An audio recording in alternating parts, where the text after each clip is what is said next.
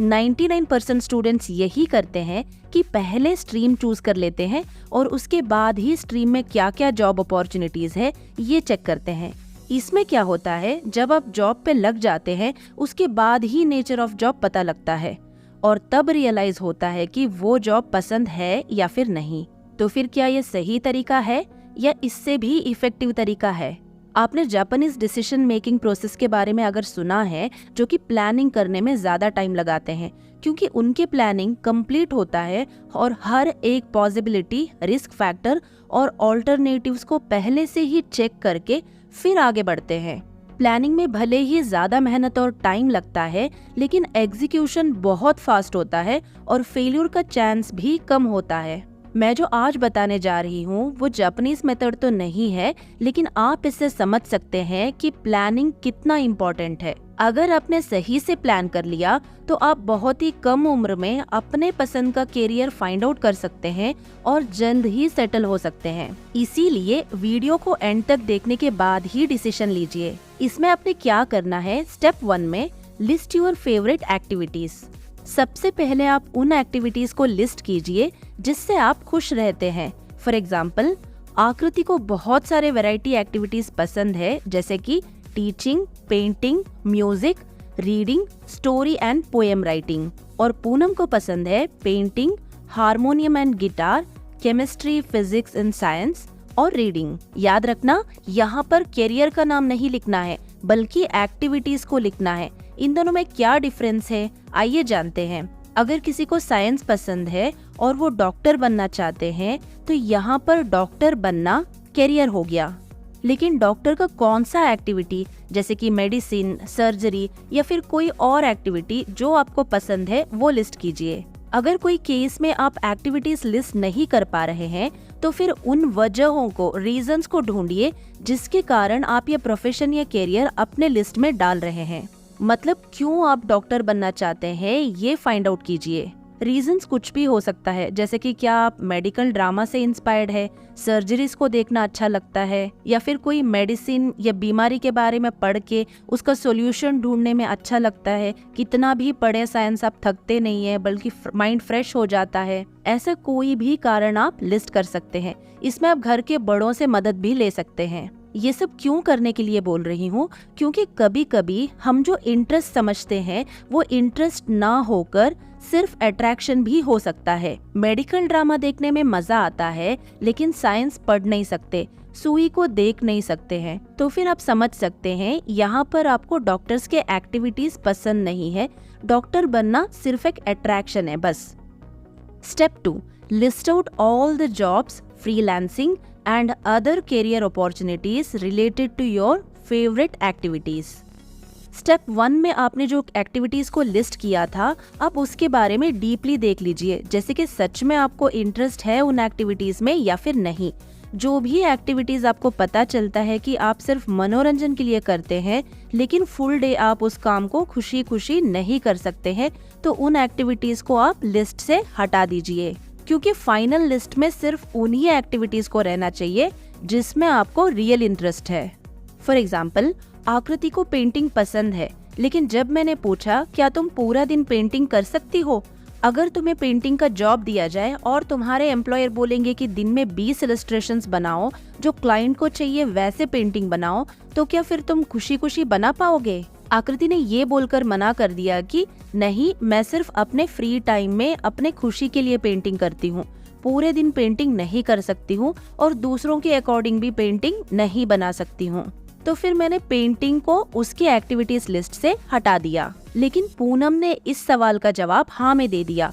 वो पूरा दिन पेंटिंग कर सकती है और पेंटिंग करने से थकती भी है, तो पेंटिंग से उसका माइंड फ्रेश भी हो जाता है और वो फुल डे यही काम करने के लिए तैयार है और कस्टमर के अकॉर्डिंग कस्टमाइज्ड पेंटिंग करके देने के लिए भी रेडी है।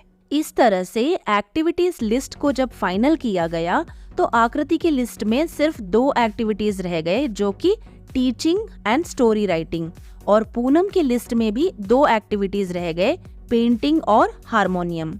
आप भी इसी तरह अपने लिस्ट को सॉर्ट आउट कीजिए। उसके बाद गूगल सर्च की मदद लेकर उन एक्टिविटीज में क्या क्या करियर अपॉर्चुनिटीज है ये चेक कर लीजिए। फॉर एग्जाम्पल, यहाँ आकृति ने लिस्ट किया career opportunities for teaching. Number 1, government और private jobs for primary teachers, high school teachers, lecturer, professor etcetera. Number 2, tuition centre या कोचिंग सेंटर चलाना etcetera. Career opportunities for writer, copy writer, content writer for websites, editor in magazines, script writer etcetera.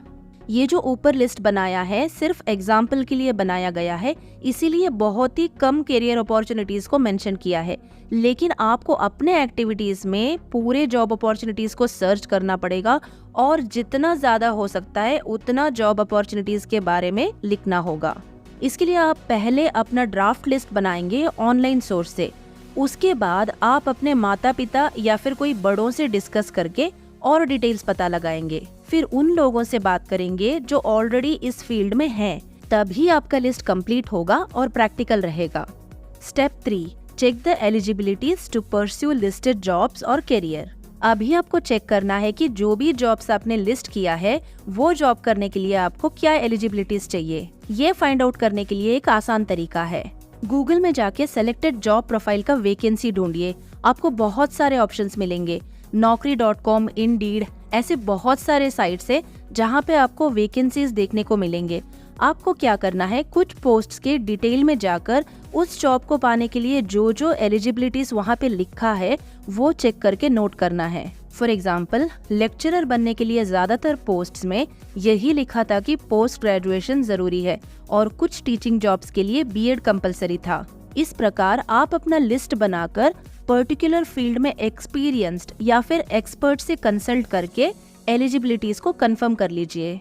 अभी आपको अपना पसंदीदा activity क्या है, उसमें क्या जॉब अपॉर्चुनिटीज होंगे और उस जॉब को पाने के लिए क्या क्या एलिजिबिलिटीज चाहिए होगा, ये सब पता चल गया। इसीलिए अब चलते हैं प्लानिंग के फाइनल स्टेप के तरफ। Step 5, check the possibilities, risk factor and alternatives. अगर आपका करियर बिल्कुल यूनिक है, जिसमें सक्सेस का चांसेस कम है या फिर अननोन है, तो फिर आप एक और ऑल्टरनेटिव प्लान करके चल सकते हैं। जैसे कि जिसने इंस्ट्रूमेंटल म्यूजिक का करियर चुना है, तो इसमें रेगुलर इनकम पाना सभी के लिए पॉसिबल नहीं होता है। ऐसे केस में आप एक और जॉब अपॉर्चुनिटी के लिए तैयारी करके चलिए जो आपको रेगुलर इनकम दे सकता है। फॉर एग्जाम्पल, आपने म्यूजिक को as a final career choose किया है, लेकिन सपोज इसमें आपको जॉब नहीं मिलता है, तो फिर एक और रेगुलर जॉब के लिए तैयारी करके चलना होगा।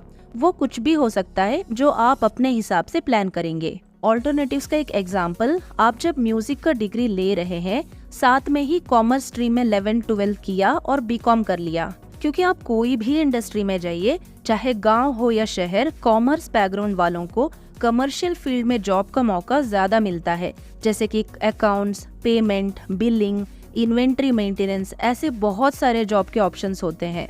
इस प्रकार आप अपना मेन सिलेक्शन का रिस्क फैक्टर चेक करके सेफ्टी के लिए ऑल्टरनेटिव प्लान करके उसका भी तैयारी साथ साथ में ही करके चल सकते हैं। जरूरी नहीं है कि ये वीडियो सिर्फ 10th के बच्चे ही देखें, बल्कि जितना जल्दी देखेंगे उतना अच्छा है। अगर आपको 2 to 3 इयर्स का टाइम मिला तो फिर आप अच्छे से सोच के अपना इंटरेस्ट को समझ सकते हैं और 10th तक आते आते पक्का डिसीजन ले सकते हैं। और ये जो प्लानिंग स्ट्रेटजी है बहुत प्रैक्टिकल है, क्योंकि पूनम को मैंने यह प्रोसेस तब कराया था जब वो 6th क्लास में थी।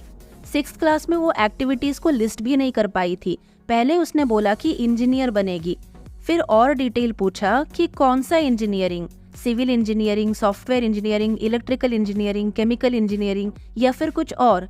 जब ऐसा सवाल किया, फिर उसने ढूंढा कि किस में उसे इंटरेस्ट है और बताया कि सॉफ्टवेयर इंजीनियरिंग। तब भी ये लिस्ट एक्टिविटीज तक नहीं पहुंचा था, इसीलिए उससे और सवाल पूछा गया, जैसे कि सॉफ्टवेयर इंजीनियरिंग क्यों पसंद है। उसने रीजन दिया कि कोडिंग पसंद है, लेकिन 2 से 3 साल के अंदर उसने कोडिंग के बारे में देखा, समझा, फिर उसे पता चला कि कोडिंग वो फुल टाइम नहीं कर सकती है। मैथ्स भी फुल टाइम करने जितना पसंद नहीं था।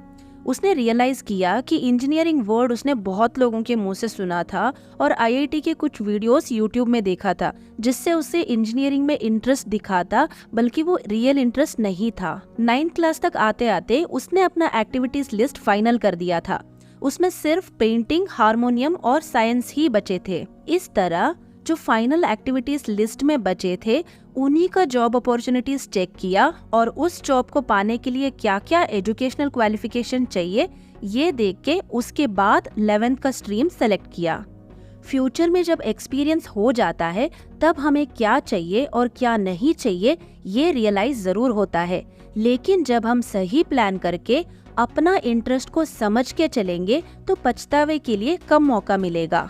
इसीलिए भले ही आपको ये प्रोसेस थोड़ा लेंदी लगे फिर भी इसे जरूर अप्लाई करना, क्योंकि गुजरा हुआ टाइम कभी वापस नहीं आता है।